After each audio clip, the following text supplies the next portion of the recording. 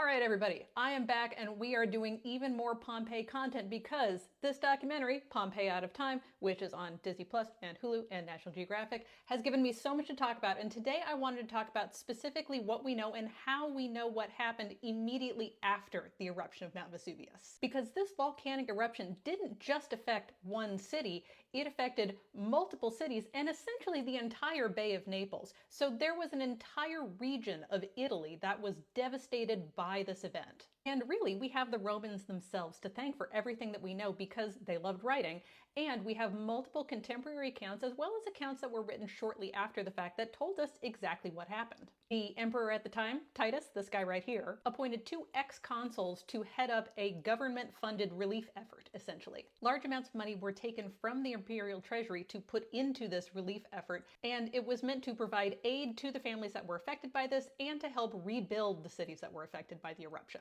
Cassius Dio notes that Titus went down to Naples to go see the scene for himself, and then he visited again a year later, and it turns out nothing had actually been done yet. From the archaeology, we know that Pompeii was very quickly resettled by people attempting to literally scrape out a living space within the debris and the ruined homes, and that there was widespread looting throughout the entire city. Many, many homes, wealthy and otherwise, were buried under meters of volcanic debris, and you could just dig through this to get into the house and retrieve valuables, which is what a lot of people did. Scattered occupation at Pompeii continued into the 5th century AD CE, but the majority of the city did remain buried, and you can see from this lovely archival photo that there's literally a farm right above the city. And that just demonstrates how thoroughly parts of the city were buried by the eruption.